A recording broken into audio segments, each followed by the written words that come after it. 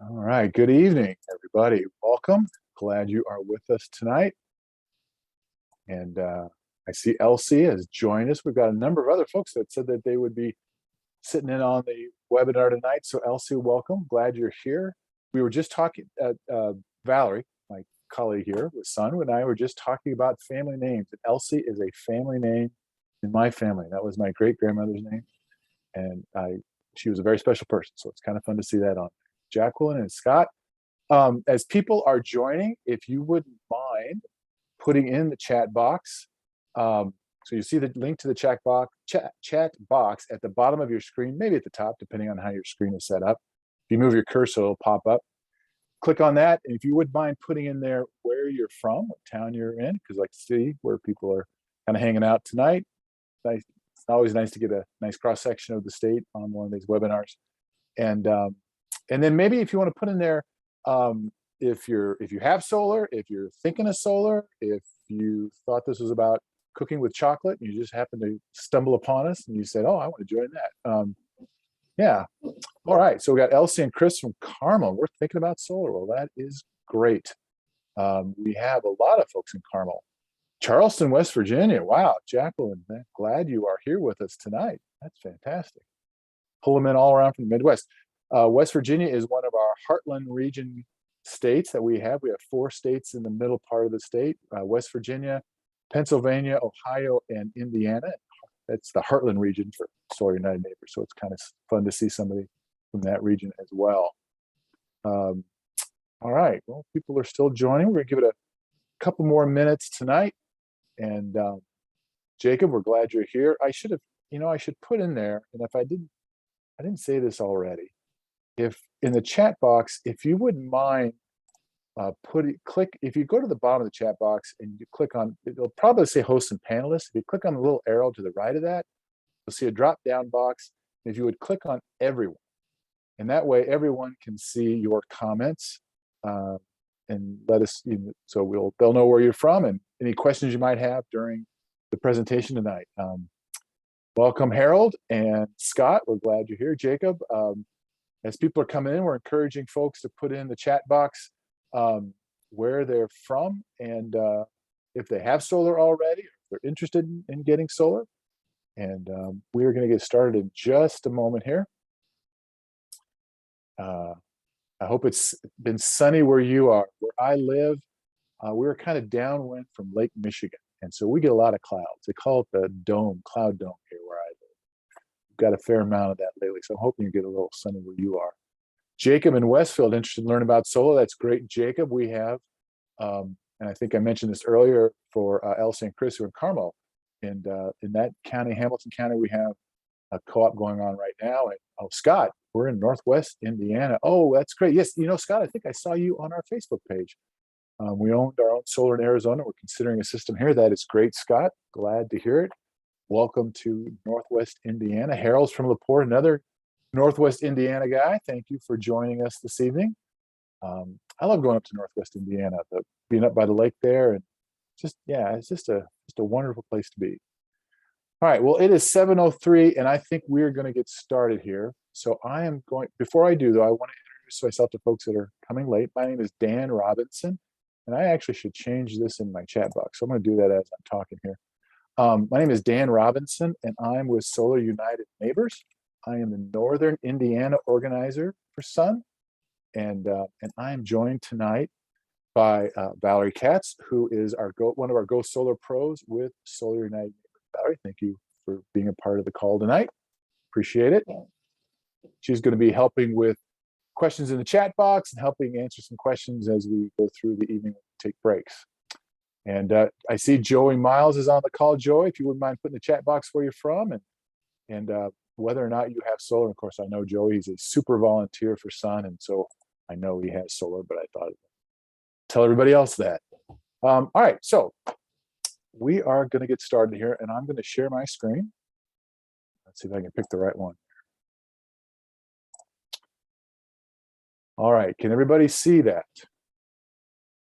Valerie, can you confirm that you can see the PowerPoint?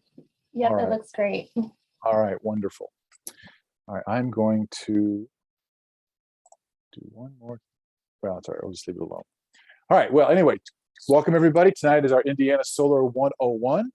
And if you came in a little bit later, I encourage you to put in the chat box your name and where you're from and whether or not you have solar, if you're thinking about it. And be sure to click on the little drop-down box in the chat box to click on everyone so everybody sees your comments. And that's a great place to put questions as we go through our presentation this evening.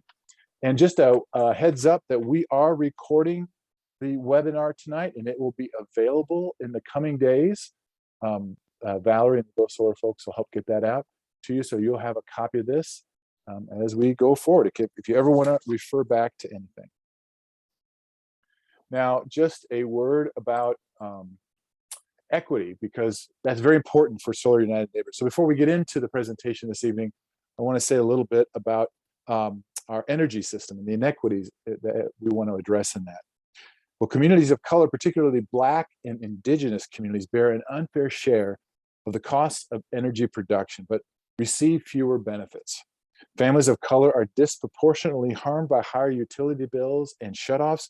And on top of that, housing discrimination is a barrier to home ownership and thus to solar ownership. Now, when Sun started with a group of economically and racially diverse neighbors in Washington, D.C., they focused on solar because it helped people pay their electric bills. It also helped them stay in their homes at a time when DC was quickly gentrifying and the whole country was in the middle of a financial crisis. Rooftop solar lets communities invest locally, create good local jobs, and brings control of the energy system within our reach. And we're working towards a new energy system that everyone can participate in, one that is fair and equitable and has rooftop solar as a cornerstone of that energy system. Now, when I say we, I mean Solar United Neighbors. We are a national 501c3 nonprofit started in 2007. We're a leading solar education and outreach organization. We help Hoosiers, in the case of one of our folks tonight, West Virginians as well, help folks go solar, join together, and fight for their energy rights. And we do this really in two ways, two buckets. One bucket is we advocate for policy and legislation at the state and national level that promotes rooftop solar and takes away some of the barriers of people going solar. And then the second way is we organize co-ops that actually help people go solar on their home and their small business. And that's going to be the focus of the majority of our time tonight in terms of those two purposes. Right now, we have 10 co-ops, solar co-ops going on around in Indiana. When I say we, what I mean by that is not just Solar United Neighbors, but also another statewide organization that does similar work, a partner of ours, Solarize Indiana. They have some co-ops, we have some co-ops, and then we have some co-ops that we do collaborative. So right now in Indianapolis, you see that star in the middle there, and in Hamilton and Boone counties, those stars up above there, we have co-ops going on there, as well as in Fort Wayne and in the South Bend, Elkhart area. All of those co-ops are collaborative efforts with Solarize Indiana. In Northwest Indiana is just one of ours going on in Northwest Indiana. And then Solarize Indiana has co-ops going on in East Central Indiana, around Columbus, around Bloomington, and down in the Evansville area. And you can find out about all those co-ops, as well as some great information about what's happening with solar in Indiana. If you go to that website, bit.ly or bit.ly/Solar Indiana. And I'll have that website again at the end. And of course, when you get the recording, you'll have access to that as well. So our statewide partners, I mentioned Solarize Indiana is one of those main ones. We also work a lot with Earth Charter Indiana, Citizens Action Coalition, Hoosier EVA, the Hoosier Environmental Council, Sierra Club's Hoosier chapter, and the Hoosier Interfaith Power and Light. Then at the local level, we always have specific partners that we work with at each of the co-ops. And I won't go through all of them there, but if you look around, you'll see there's quite a few. I know we have some folks here from the Boone and Hamilton County area. So Westfield Green Together is there, as well as Carmel Green Initiative. Up in Northwestern Indiana, we have Just Transition Northwest Indiana, Michigan City's Commission on Sustainability, and a number of other partners up there as well. So we get this question a lot, does Indiana really have enough sun for solar? And the short answer is yes, we have plenty of sun. You look at this solar intensity map, you'll see that in the southwest part of the US, not surprisingly, a lot of red and orange down there because they have the most sun or solar resources down there.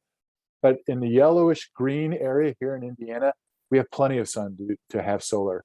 You compare that with Germany, one of the leaders in solar in the world, and we have a lot more solar resources than they do. So, we grow all that corn, we grow all those soybeans. You figure we might use some of that sunlight to grow some electricity. And we've been doing that. Solar has expanded greatly in Indiana. 2011, the Indiana Utility Regulatory Commission expanded net metering. 2017, the state legislature took net metering away, the first stage of doing that. So we had a rush of solar in 2017. And then now in 2021, a lot more of those dots have filled in. There's going to be a lot more leading up to the middle of 2022. And the last stage of net metering goes away. If you don't know what net metering is, don't worry, we'll cover that just a little bit. This presentation is in 3 parts: solar technology, how solar co-ops work, and solar economics. So we'll go through each of these sections and we'll take a break between each of them and field some questions. And as I said, Valerie is going to help with that. So we'll be glad to hear from her. And yeah, we'll go from there. Any questions in the chat box so far, Val? And no, we don't have anything yet. All right, we're going to dive into the solar technology.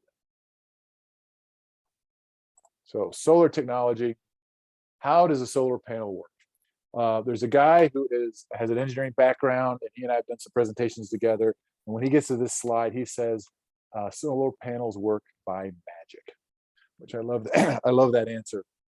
And it seems that way. Basically, the silicon layers in the solar panels, when the sunlight hits them, it excites those electrons and that produces electricity. So we are talking about solar photovoltaic panels. That's the type of solar, excuse me, solar energy that we're talking about. Turn solar energy into electricity. So let's talk about some important terminologies: kilowatts versus kilowatt hours. Kilowatts is kind of like the potential energy within a system, and that's measured in, that's what a system's potential is measured in, it's kilowatts. Whereas the actual energy produced is measured in kilowatt hours. And if you look at your electric bill, you're going to see kilowatt hours on it, because that's what they're measuring, the actual electricity that is flowing through your system and that you're actually using.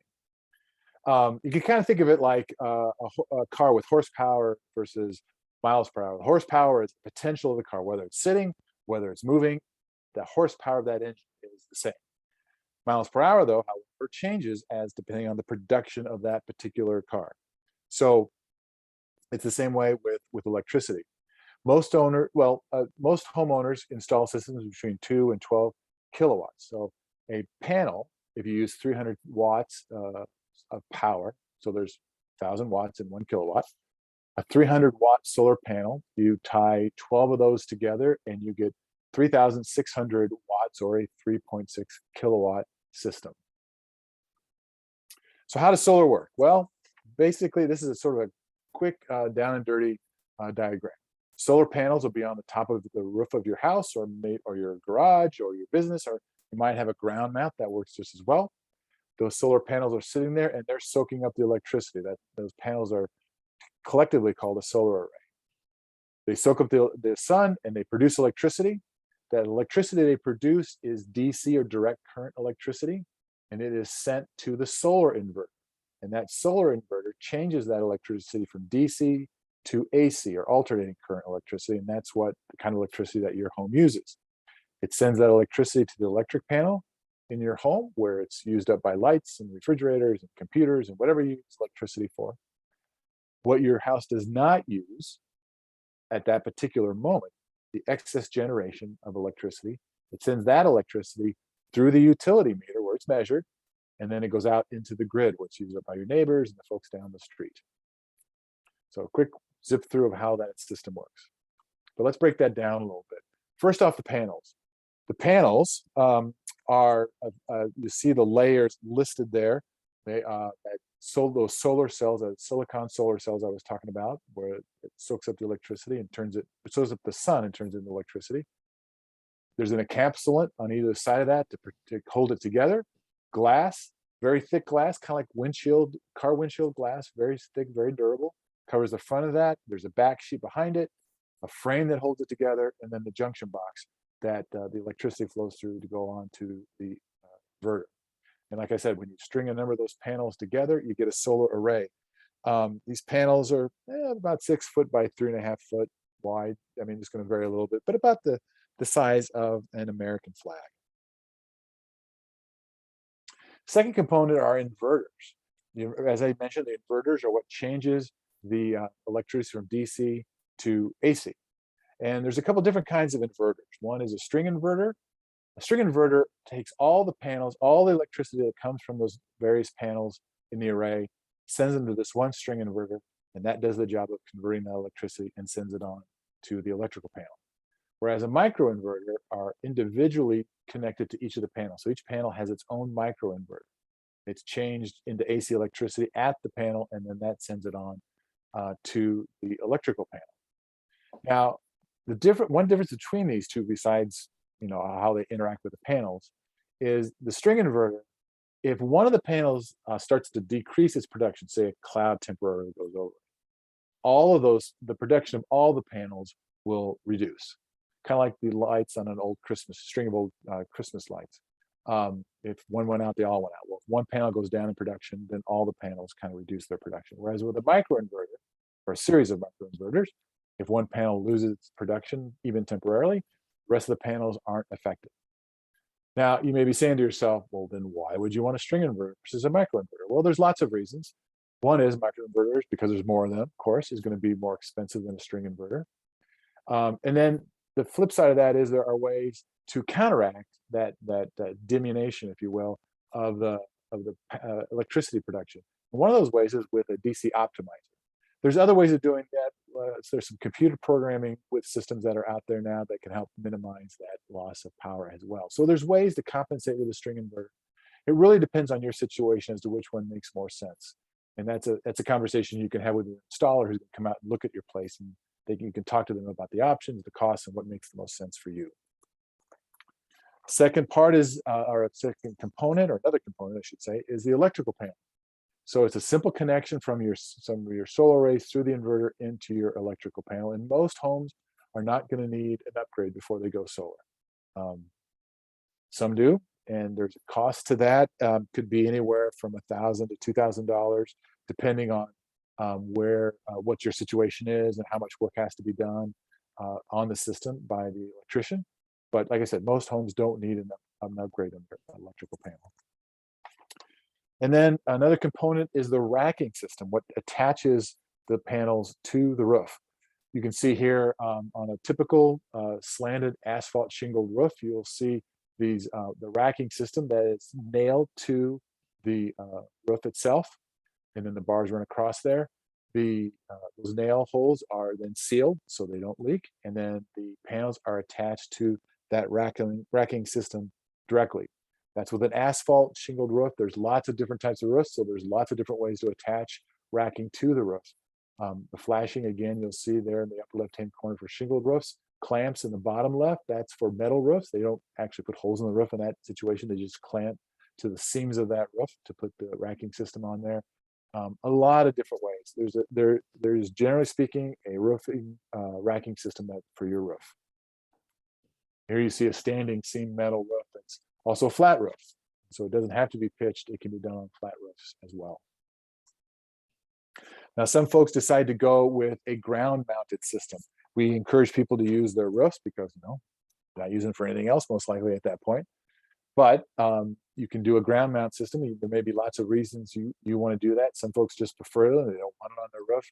Other folks, they might not have orientation on their roof or space on their roof to put panels on there, but yet they have yard space. A lot of places in rural areas, that'll be the case.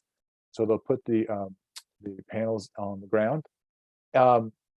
A couple of an advantage with this is that you can orient them more true south if you have them on the ground, depending on where the shading and stuff might fall. They do cost a little bit more because there's a cost for the trenching to take the wiring from the panels to your electrical panel. So there is a little bit of a cost increase with those, but that's certainly a very good option. So let's go back to roofs though. What makes a good roof for solar? Well, as you've probably heard already, south is the best for solar. If you've got a south facing roof without shade, you are ready to roll. It's great.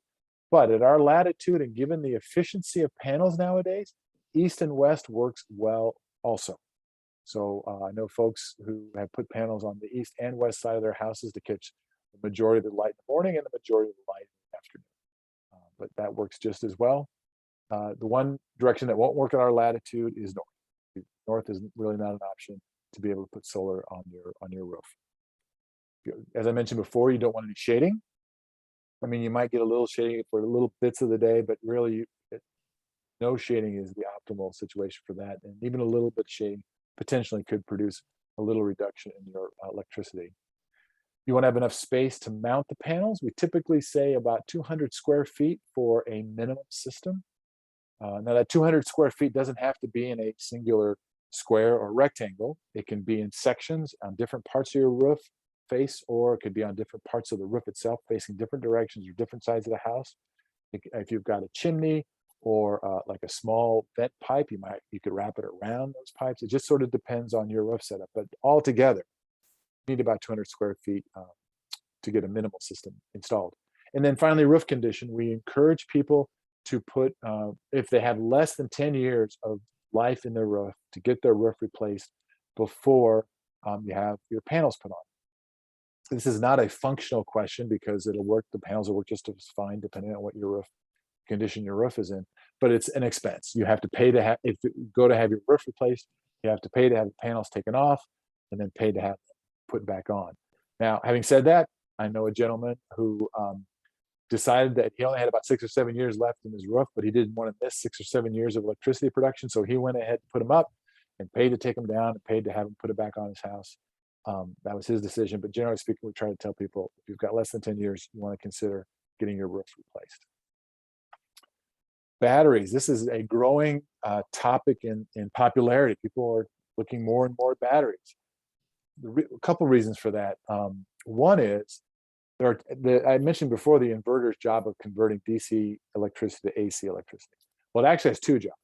The second job an inverter has is when the grid goes down, when electricity from the grid shuts off, the solar system shuts down as well. So most folks, the vast majority of folks, are going to have an electric system that's hooked up to the grid so that at night you can draw power from the grid when panels aren't producing electricity. Well, when you're hooked up to the grid, let's say the grid goes down, workers are out there working on the power lines, you don't want your panels producing excess electricity and sending that out through the grid and causing harm to those utility workers. So as a safety feature, the inverter shuts the system down. So some folks want to have batteries if they want power during an outage. And that it really is at the core of what a battery can do for you.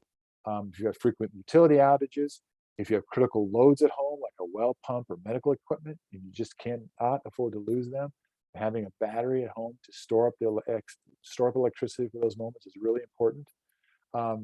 Maybe some people prefer to just have that option for emergency and disaster preparedness. The one thing we tell people, battery prices have come down greatly, and they're probably going to continue to go down.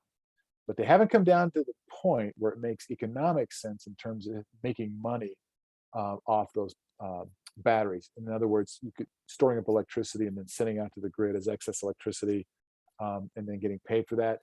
They're just too expensive to do that just yet. There may come a day when that's the case, but we're not there just yet from an economic standpoint. But there's lots of other great reasons to have batteries.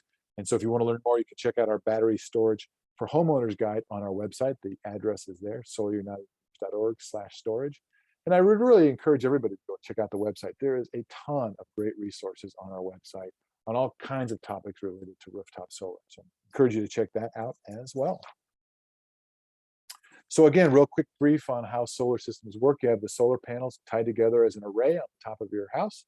They soak up that sunshine and turn it into DC electricity, which goes to the number 2, the solar inverter, where it's converted into AC electricity and sends that electricity to the electrical panel, where it's used up by the appliances and other electrical needs in your home. And any electricity you don't use at that particular moment goes through the utility meter where it's measured and goes out to the grid where your neighbors and folks down the street use it.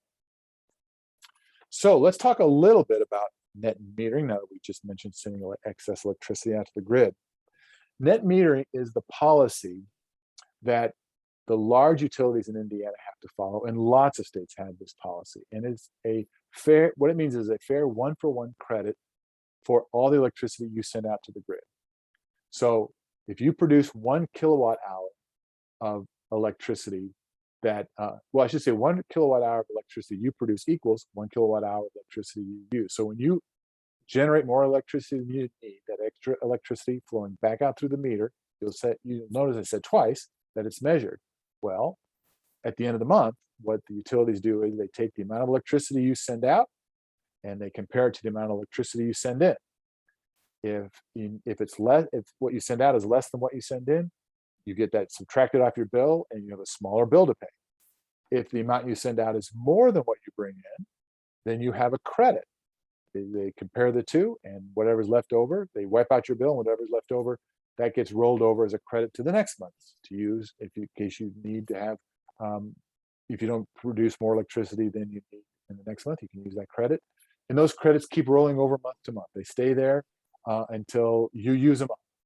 And so that's a great way to cut down the cost on a solar array, is through net metering. So here's another way to think about these pictures. One on the left is daily solar production, on the right is monthly solar production. And these, just to note that these diagrams sort of assume that a system is intended to produce about 100% of the electricity that a household or business would use. Lots of folks get systems that are not intended to produce that much, but that's the assumption behind these diagrams. So you see in the daily solar production, that orange curve in the middle there. And not surprisingly, the production follows the sun, and so you get a lot more production in the middle of the day when the sun is higher and sunny part of the day. Unfortunately, solar production doesn't necessarily match electricity usage. For most households in the US, you have a lot of electricity use in the morning as people are getting ready for the day, but then they leave. They go to work, they go to school, they go on errands, whatever it might be. Then they come back in the evening, and then their electricity use goes up through gets spikes in it again. Well, this is a way of storing up credit from the middle part of the day in order to spend at the times when you're not producing electricity or not as much in the latter or early parts of the day, and to offset that electricity. And the same works on the monthly solar production. Not surprisingly, you get more electricity in the summertime, not because it's warm, because panels actually work better when it's cooler, but because the sun is in the sky longer. So if you think of your energy uses as a flat line, at least as an average flat line, you're storing up credits during the summer that you end up using during the winter when you're not producing as much electricity. So that is net metering. Unfortunately, here in Indiana, net metering is scheduled to go away. Back in 2017, I mentioned this earlier, we looked at that diagram of how solar is growing in Indiana. The state legislature, 2017, passed a law doing away with, excuse me, doing away with net metering. There was a stage of doing it away with a preliminary stage in 2017, and now we're coming to the final stage. So for all the large electrical utilities, net metering goes away on July 1st, 2022. So we're less than a year away from that. If you get your system installed and up and running, and you're a customer of one of those 5 large utilities, and I'm talking about NIPSCO, I&M, Duke, for example, IPL, which I think is now AEP in Indianapolis, all those large utilities, then if you get your system up and running before July 1st of 2022, then you will have net metering, that crediting system 1-for-1 crediting system we just talked about. You'll have that until July 1st of 2032, so for the next 10 years.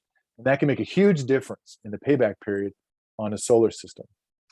If you install after July 1st of next year, or I should say after June 30th, starting July 1st, if you install, or when net metering runs out in 2032, the credit is much less. Instead of a retail credit, 1-for-1 retail credit trade on your electricity, you'll only get the value of wholesale price of electricity plus 25%, which is a much lower credit for your excess electricity, and thus lengthens the time which you can look at a payback period for your solar system.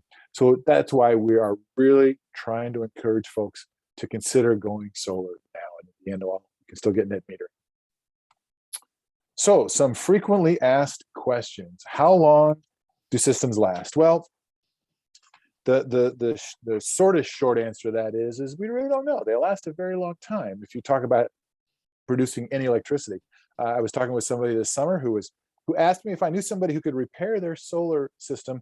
It had just stopped working, and they installed it in the late 70s. So they're looking at like 45 years of operating. However, most people, when they ask that question, are asking about the warranties. So there are three kinds of warranties on a system. There's the power production warranty, there's the manufacturer's, the product warranty on the panels and the equipment itself, and the labor warranty. So let's take those one at a time. Power production warranty. What this says is that the panels will produce a certain percentage of the power at the end of the warranty period compared to when they first started. So with most systems, you're looking at a power production warranty of about high 80% to low 90 percentile. In other words, and that's for 25 years. So in other words, at the year, they're guaranteed at year 25 to produce high 80 percentages to low 90% of the power they produced on year one, which I think is that speaks to the quality of the panels that we work with, because that's a pretty high production after 25 years. Now, it's not going to fall off a cliff on year 26, but it'll start to diminish at a greater rate after that. But as I said, they can actually produce some energy at least for quite a few number of years. The product warranties themselves, it depends on the company and the particular piece of equipment we're talking about. The panels can be anywhere from 10 to 25 years. A lot of times with some of the companies that we work with, I'm starting to see more 25-year warranties on those panels, but it can be anywhere from 10 to 25 years. String inverters are going to be 10 to 13 years, and then the DC optimizers and the micro inverters are going to be upwards of like 25 years. And labor for the installation from the installation company, that can be guaranteed anywhere from 2 to 10 years. And I've actually seen some longer ones with established companies of 25 years or even longer.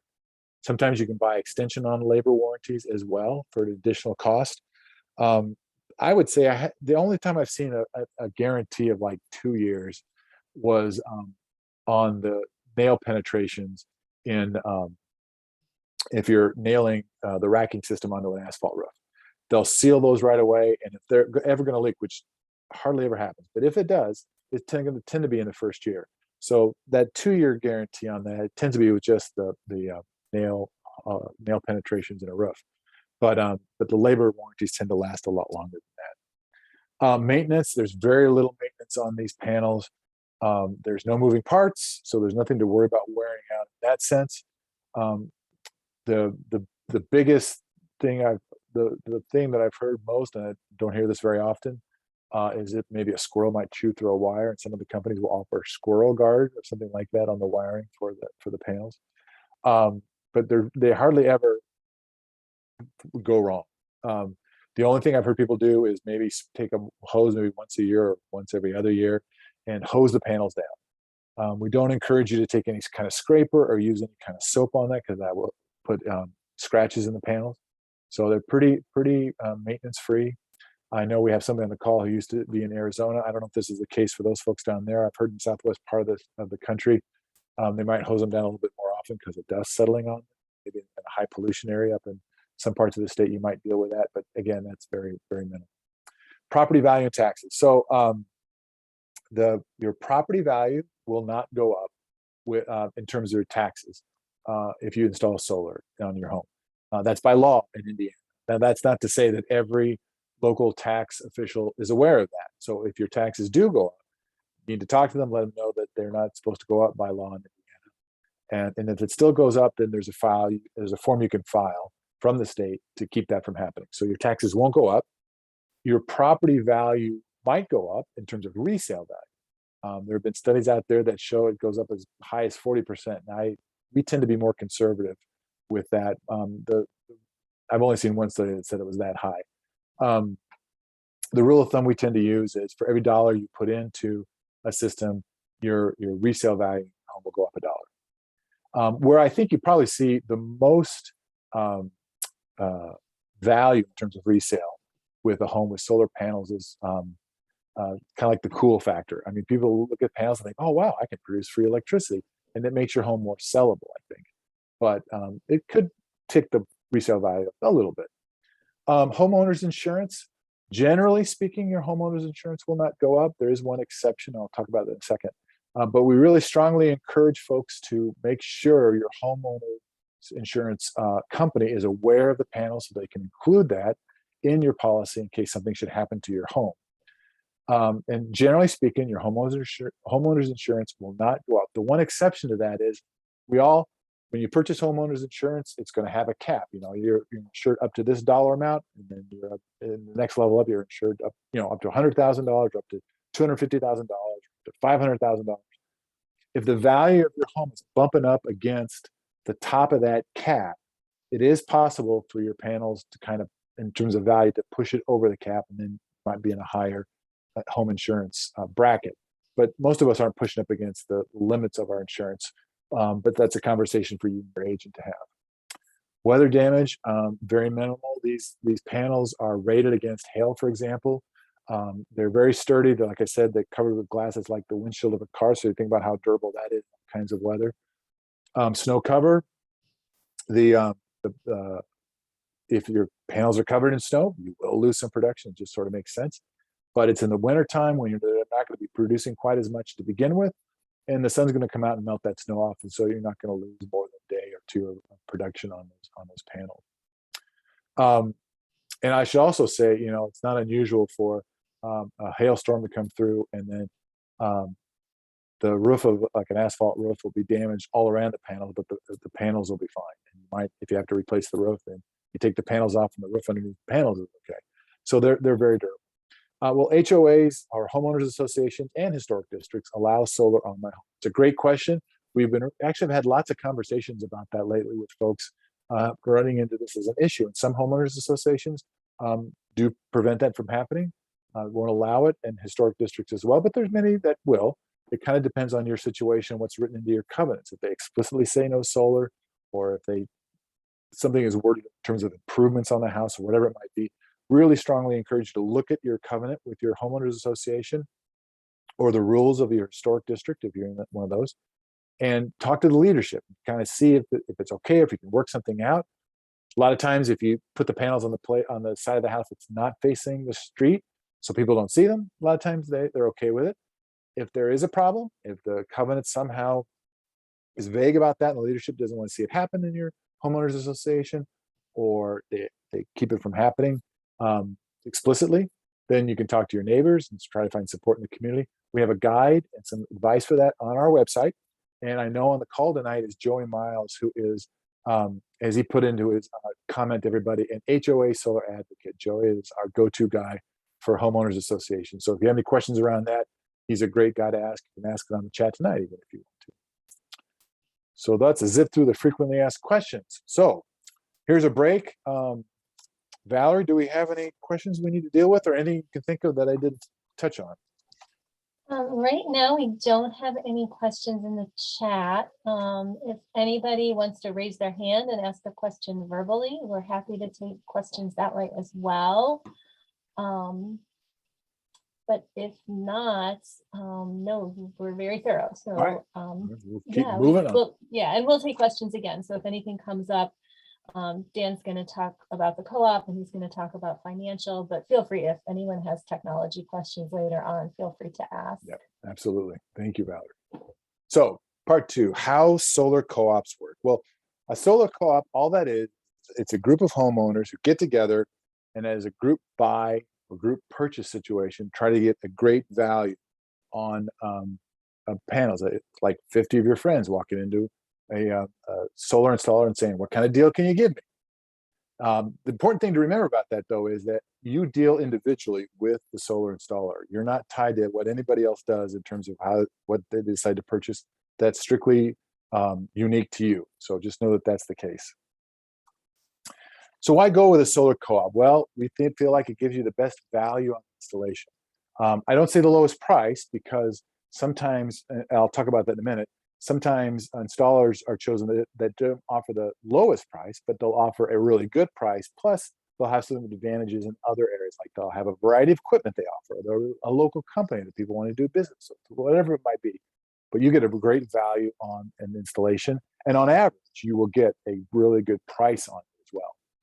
You get support throughout the process of the co-op, from not just from the installing company, but you get it from us at Solar United Neighbors. We're here to walk along with you every step of the way. I get usually 3 or 4 emails a day from folks that are in co-ops asking a question, wanting some clarification, needing some help with something, we're here to help you.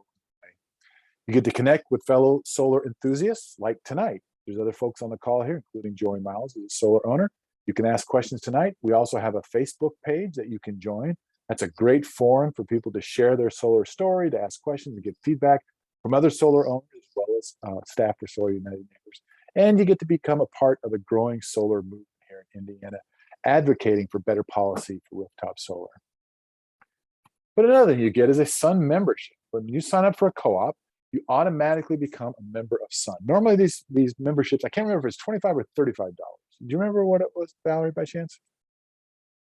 I'm thinking it was maybe $25 to become a member of Sun. Well, whatever. The last I checked, it was 35, but we might have changed it. I'm sorry. Okay. Yeah, no, that's right. 35, that's fine. Whatever it is, if you join a co-op, you get to be a member of Sun for free. You get a Sun sticker and a magnet, a 10% discount at our online store, access to member-only events online, and easy access to resource guides in our member portal. There's lots of guides on the website, but if you're a member, get access to a few more. So I mentioned the installer a number of times.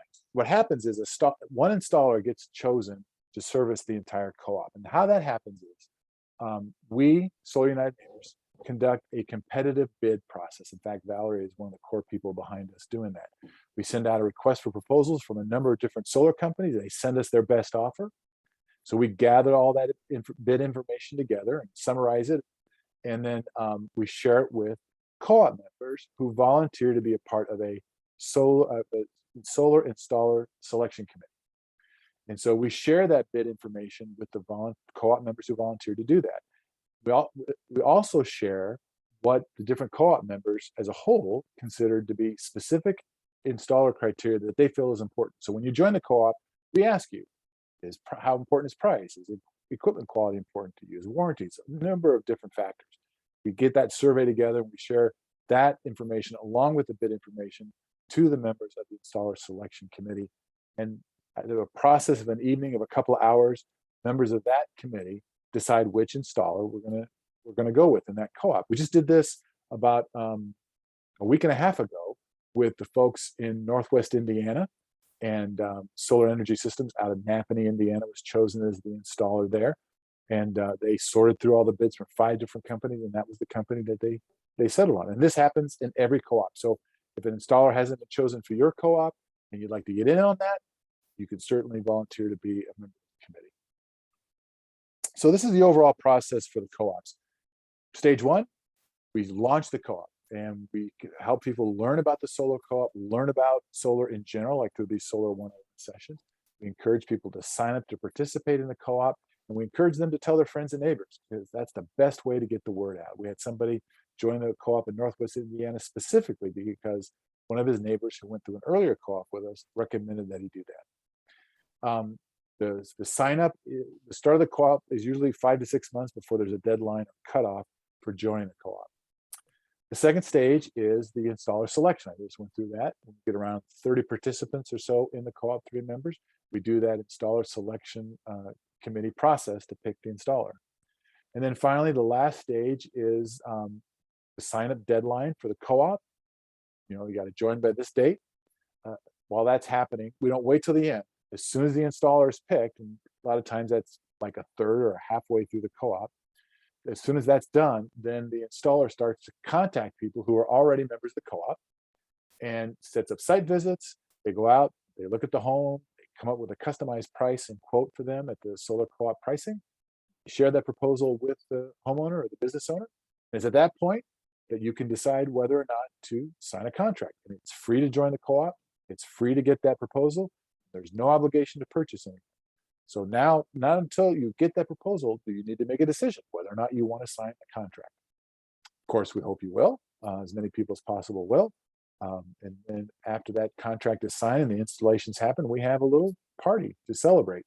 Used to be in person, unfortunately, with COVID. We're happy to do those online right now, but that's a great time to get together with other folks who are part of the co-op, some of whom went ahead with installation. The last thing I want to say about this is, and I should say that whole process again, from beginning to end, including the party, can go on as long as 8 or 9 months. But as soon as that installer is chosen, people can go on on their installations right away. And the 3 co-ops we have going that I work directly with, in the Northwest Indiana Co-op, the Northern Indiana Co-op, and the Fort Wayne Co-op, all those installers have been chosen. So all those folks are getting started on their systems right now. The other thing I want to mention is when the prices for the systems that you get quoted is a turnkey price. It covers everything. It covers the equipment, it covers installation, it covers the normal permitting. The other thing it covers is, just to be transparent about this, is $600 of the fee that you price you pay in a system. $600 of that comes back to Solar United members to help defray the cost for us. And then co-ops where we are collaborating with Solarize Indiana, we split that fee. 300 goes to them, 300 comes to us. That's really a low referral fee in the industry comparatively, but just want to make people aware of that. So that's the co-op process. If you go to that Bitly website I mentioned earlier, and I'll have that come up again, you will find links to all the co-ops in Indiana where you can sign up on that. There's a form on there. You just click on that and you can sign up for free. We got any questions going on now? Yeah, so just a couple things. I've also put a link in the chat box to our co-op page. So if you want to just pop in the chat box and copy that link, you can just cut and paste that into your browser. We have a question, and I just want to, sorry for any confusion about this. There's a question about what it costs to join the co-op, and the co-ops are free to join. There's no cost to join the co-op. There's no obligation to go solar. There's no risk involved with joining the co-op financially, and you are not obligated in any way. Of course, we want people joining who are serious and seriously considering solar. But again, you can become a Sun member aside from joining the co-op, and there is a small fee attached to that if you're not part of the co-op. But if you do join the co-op, it's free, and you are automatically a Sun member when you join the co-op. Yeah, sorry for the confusion on that. Thank you, Valerie, for clearing that up. It's free to join the co-op. Yep. And I see a question on there from Harold. It says, has the deadline passed to join the Northwest Indiana Co-op? No, it has not. The deadline to join that co-op is not until February 28th. So there's plenty of time for you to join, Harold. But if you join now, you'll be able to get moving on your system right away, because the installer has been chosen for that co-op. It's a kind of a first come, first serve. The sooner you sign up, the sooner you can get going. But yeah, there's plenty of time to sign up for Northwest Indiana.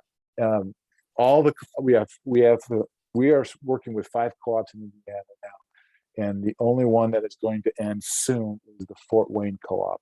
That is ending at the end of this calendar year, in the end of December. Is that it for the questions, Valerie? Looks like it might be. Yes, so far, yes. All right, we'll move on then. Solar economics.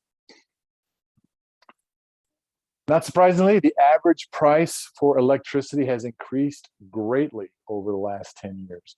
Average for the large utilities, it's gone up 40%. That's that big fat red line you see on average in the middle there. So, and I don't think electricity prices are going to be going down overall anytime soon.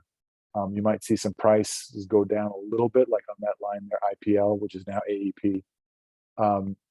Or is it AES? I can never keep those two straight. But anyway, for Indianapolis Power and Light, you can see that line went down a little bit recently, but generally speaking, they're going on average up and up.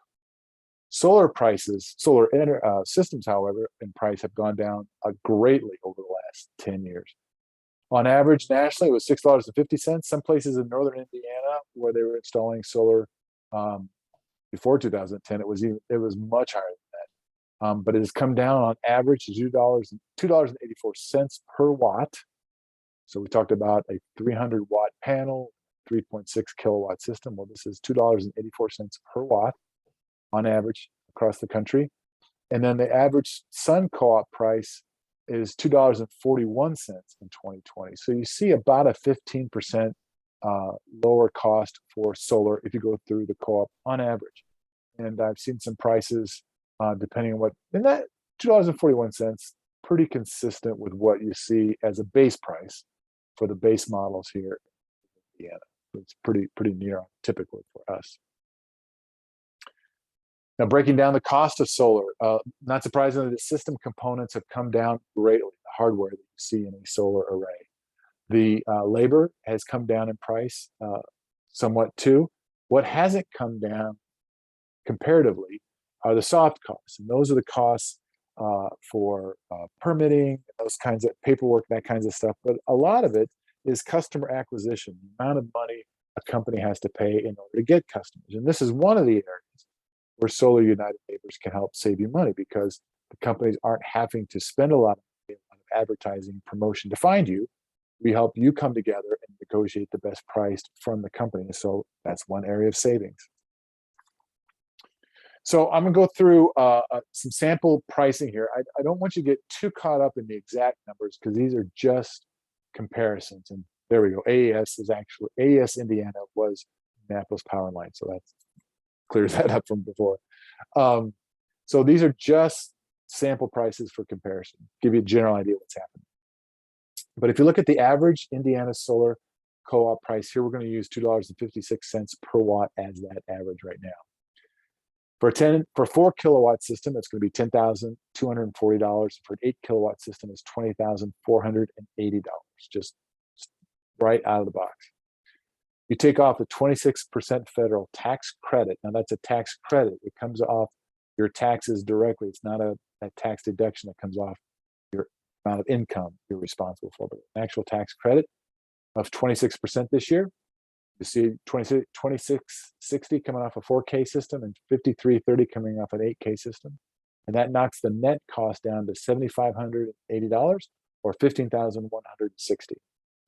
Then we're going to estimate the savings for year 1 and year 10. Now this chart, you can ignore year 11 there because this was put together last year. We're still using this chart, but year 10 cumulative savings and year 1 savings.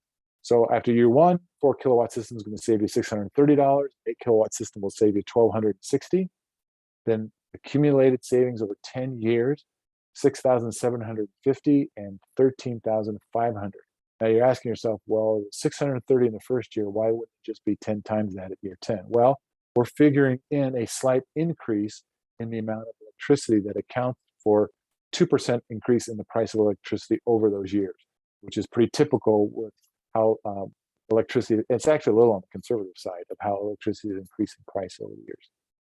Then you kind of game that out for 25 years, the length of the warranty on most panels, and you'll have saved $14,250 on a 4K system and $29,370 in an 8K system. So for a net profit, so you compare your savings to your net costs, a net profit of $66.70 on a 4K system and $14,210 on an 8 kilowatt system. Now, these are assuming that you have net metering for 10 years. So that's why net metering makes a huge difference in the payback time on a system. You'll see here that your payback is around 11 years on a system like this. And that again is with net metering. For I&M, which handles northern and northeastern Indiana, you'll see very similar numbers for a 4 and 8K system. The 26% federal tax credit, the net cost of $7,600 or $15,200, the estimated first-year savings, the estimated 10-year savings, and then the estimated lifetime savings, again, over the warranty lifetime of 25 years of $16,500 4K system or $33,000 on an 8K system, which gives you net profits of $8,900 or $17,800, again, with net metering for those first 10 years. And then this is, we haven't talked about this too much, but this is actually the solar and EV charger co-ops. All of our co-ops who are running now are solar and EV charger co-ops. So if you have an electric vehicle or think you're going to get one soon, you can purchase an EV charger through the co-ops. Different companies will offer different chargers, different companies' chargers. So it just depends on which installer the co-op members decide to go with as to which charger you have access to at the co-op price. Some offer a variety of them, some offer just one. Charging unit is going to be about $500 to $700. Installation is going to cost you about $500 to $2,000, and the total cost anywhere from $1,000 to $2,700. Now, I should be clear, this is on a level 2 charger. Level 1 charger, for those that aren't familiar with them, is basically plugging the car into a socket on the side of your house or your wall of your garage, your basic electric circuit in your house. And that's going to take an extremely long time to charge up your car.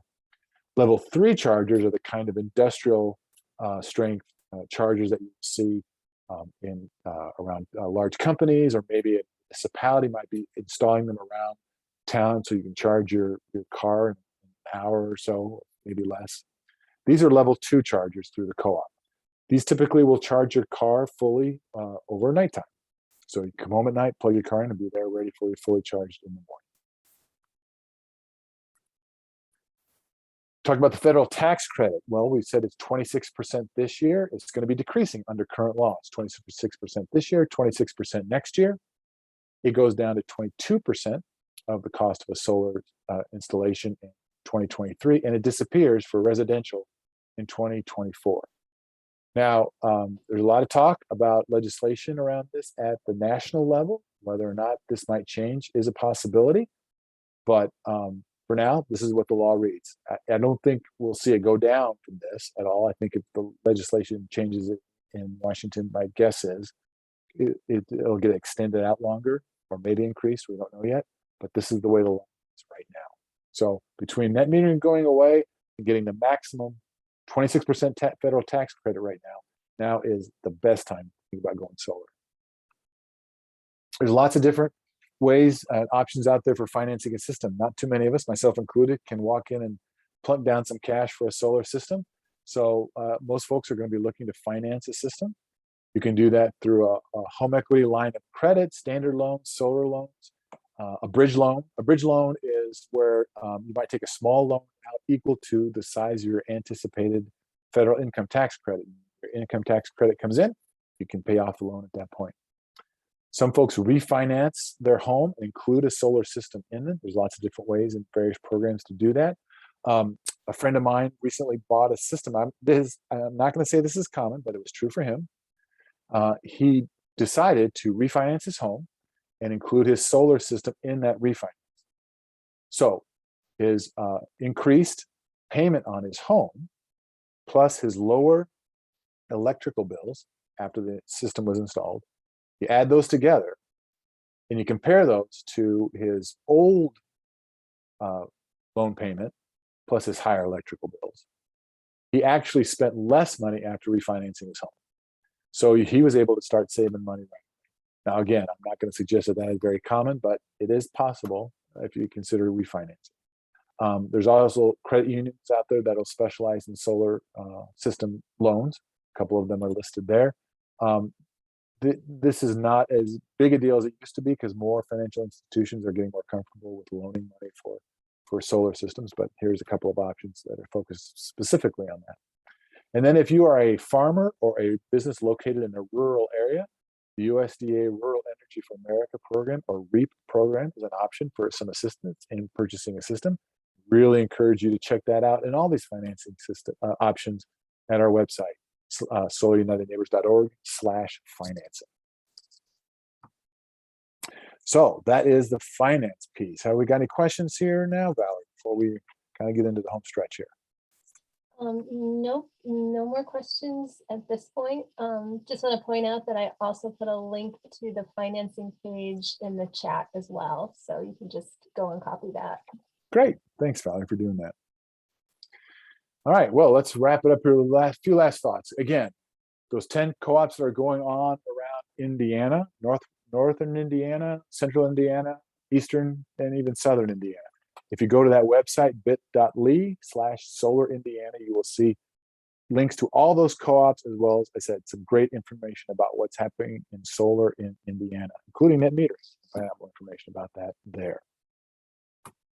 And if you want to get involved in our growing solar movement here in Indiana, we'd love to have you get involved. Right now, we're organizing. There's two great ways to do that right now. We're organizing a solar action team, which is a group of volunteers from around the state. Joy Miles, who's on the call tonight, is a member of that team.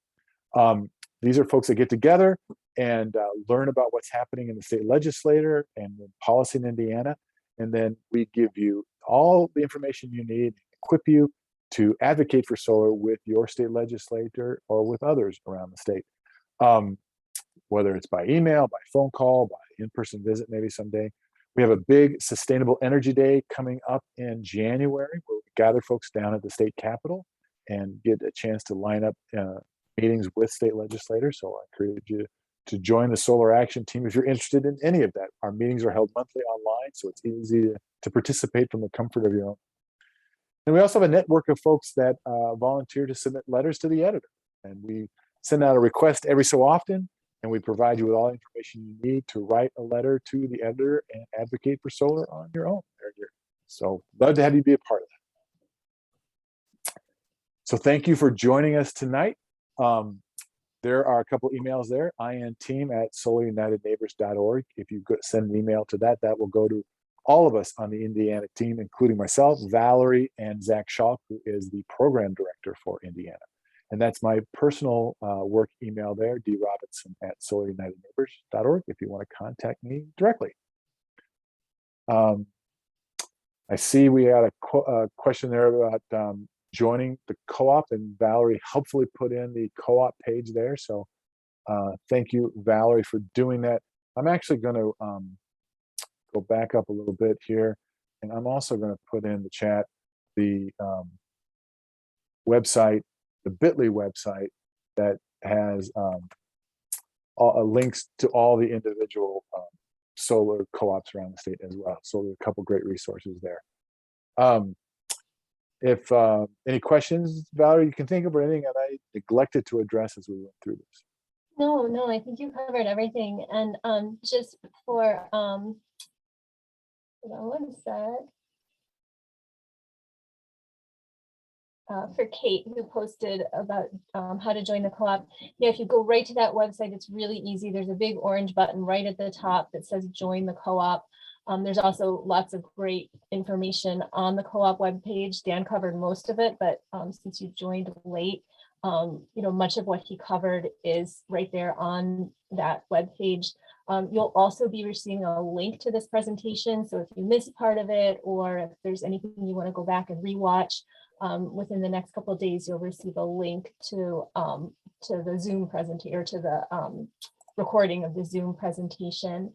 And then once you do join the co-op, you'll just fill out a form online. It's very simple and straightforward. Once you do join, you'll get put in our system, and one of the first things that we'll do is we'll take a look at your roof remotely.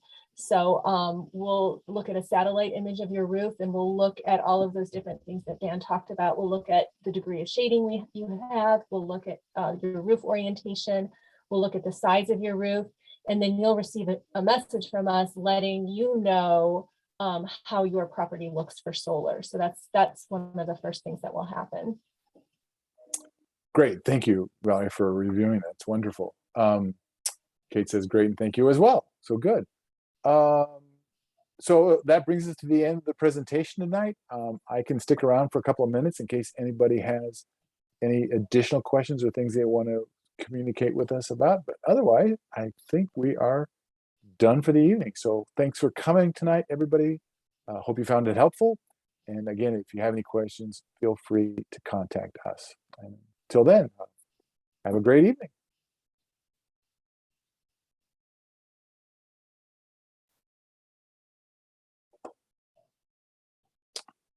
I see folks slowly disappearing. Going to assume that we don't have any questions going on. Give you another minute or two, and then we'll call it an evening.